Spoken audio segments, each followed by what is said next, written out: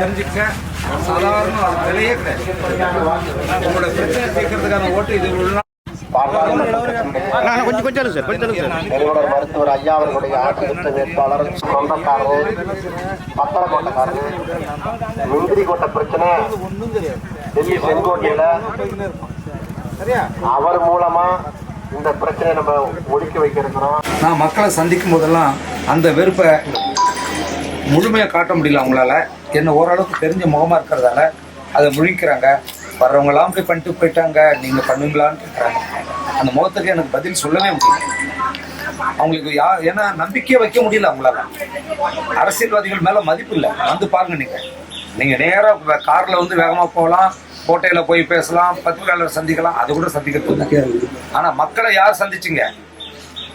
எந்த அரசியல்வாதிகள் மக்களை வந்து சந்திச்சாங்க? யாருமே மக்களை சந்திக்கிறது உங்களுக்கு திராணி கிடையாது. வந்து மக்களை சந்திச்சு பாருங்க, அவங்களோட பிரச்சனை என்னன்னு தெரியும். ஒரு நாள் வாழ்க்கையை ஓட்டுறது என்னன்னு தெரியும்.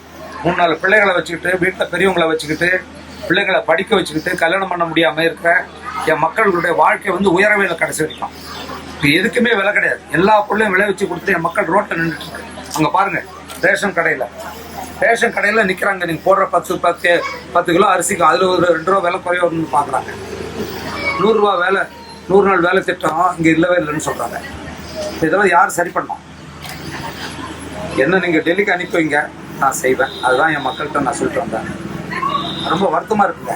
ஏன்னா இதை நான் நல்ல ஒரு வாய்ப்பு எனக்கு பாட்டுற மக்கள் கற்றுக் கொடுத்தேன். இதை நான் பார்க்காம என்ன படம் எடுக்கிறது? நல்ல படம் எடுத்து இந்த நாடு முன்னேற்றுமா? நல்ல படம் எடுத்ததெல்லாம் நீங்கள் பார்த்தீங்களா? இப்போ தான் நான் மக்களை தேடி வந்திருக்கேன். செய்ய வேண்டியது நிறைய இருக்குது. என் மக்கள் நிச்சயமாக விழிப்புணர்வு அடைவாங்க. எனக்கு நம்பிக்கை இருக்குது. இந்த தேர்தலில் மாம்பழ சின்னத்தில் போட்டியிடுற நான் வெற்றி பெறுவேங்கிற நம்பிக்கை இருக்குது. வணக்கம்.